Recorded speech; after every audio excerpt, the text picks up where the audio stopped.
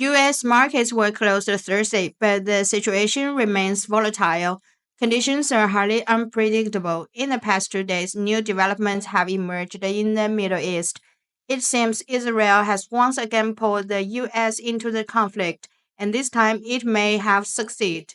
On Thursday, an Israeli hospital was struck by an Iranian missile, injuring dozens of people. Israel's top officials responded harshly, vowing to escalate actions against Iran. They also stated that Israel and the U.S. will eliminate Iran's nuclear facilities and missile threats, making them a joint strategic target.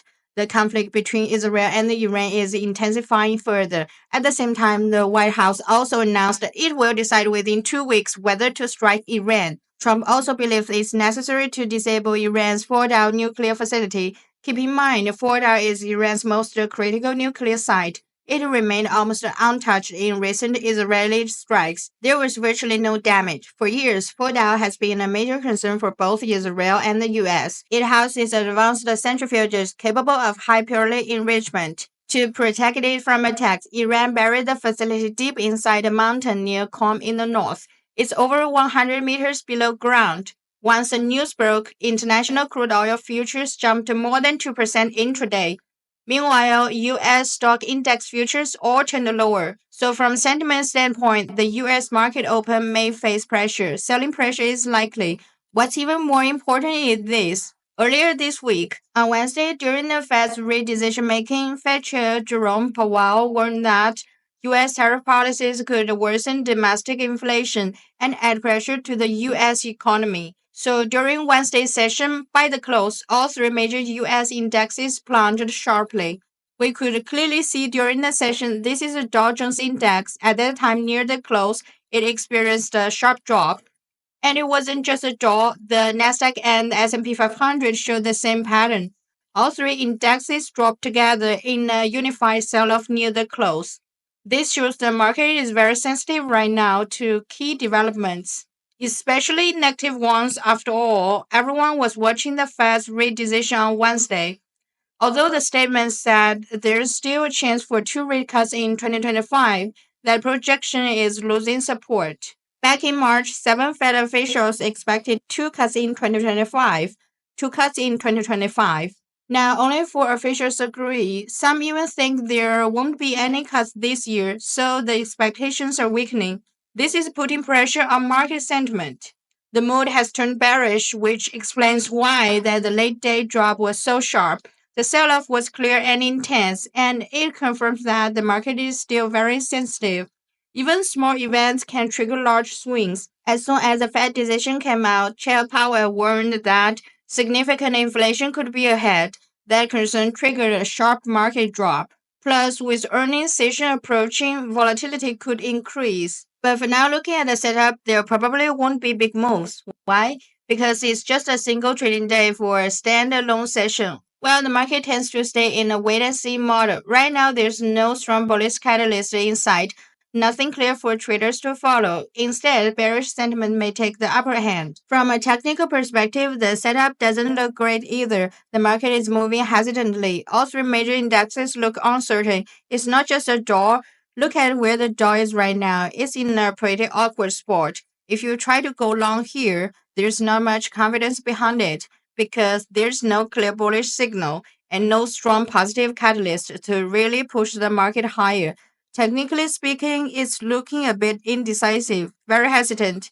Leaning weak to the downside looks like a weak consolidation.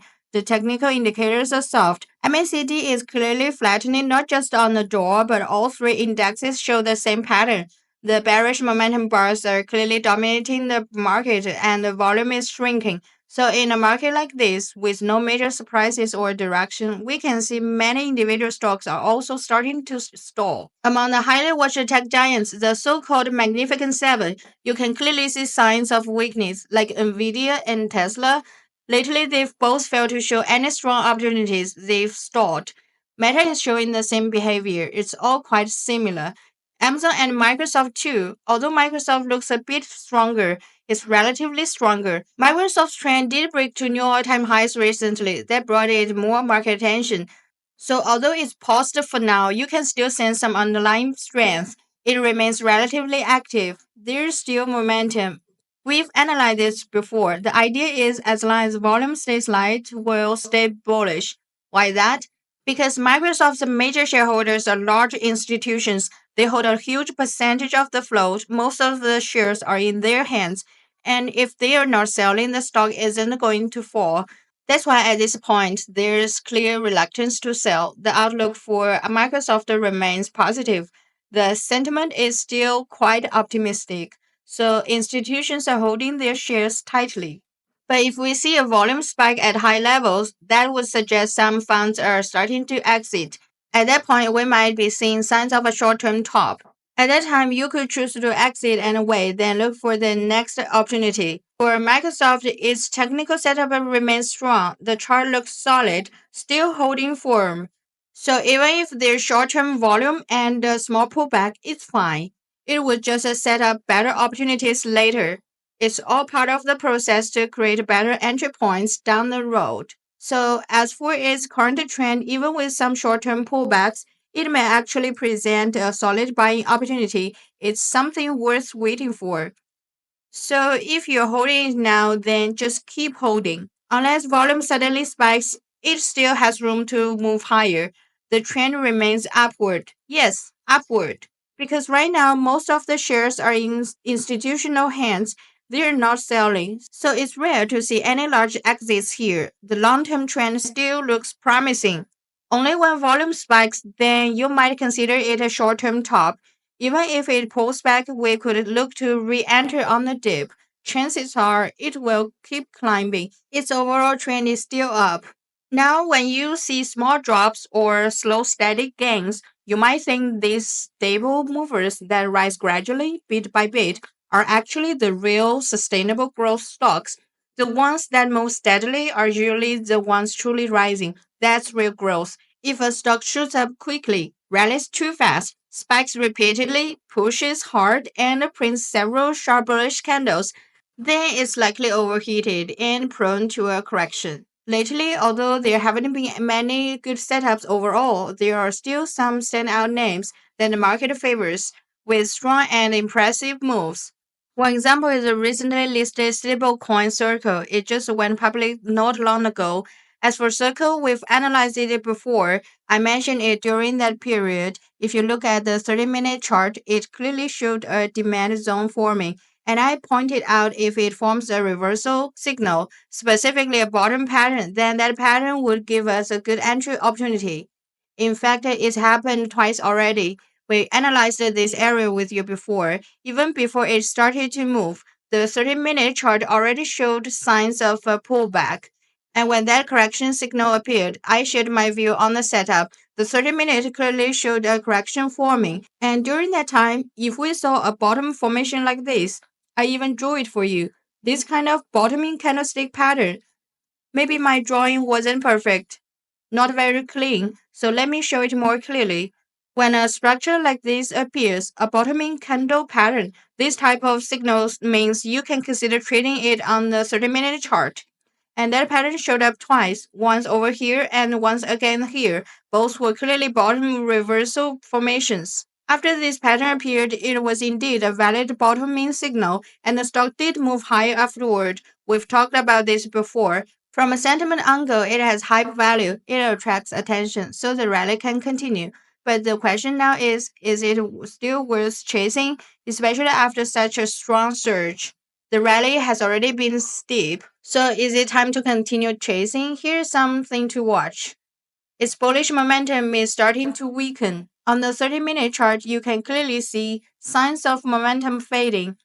Look at the first leg up. It had a strong full momentum bar. The upward strength was solid, but the next push higher was clearly much weaker. The second leg up had smaller momentum bars, and the rally was too fast. The price surged quickly. When a move is that aggressive, it's usually unsustainable, especially when volume shrinks. There's a divergence between price and the momentum. Price makes a new high, but the move is too sharp. It rallies fast and aggressively, yet the underlying momentum isn't strong. Compared to earlier moves, it's clearly weakening. So, in the short term, a continued strong rally is unlikely. Chances of another big breakout are low unless something unexpected happens. Most likely, it will start consolidating, form a base. It may enter a sideways range, a normal platform. Earlier on, there was a spike in volume during the rally. That was the largest volume in recent sessions. It was the highest recent volume.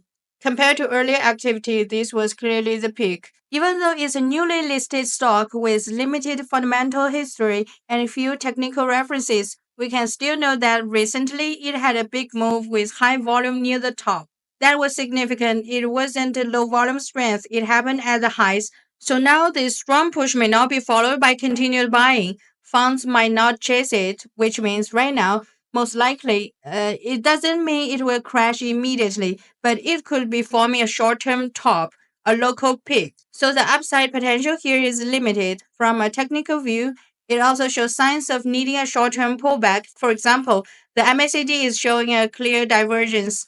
This suggests a short term correction is likely. The need for a pullback is clear. So near term upside is limited. That said, longer term, there's still potential. It's a stable coin and attention on it remains high.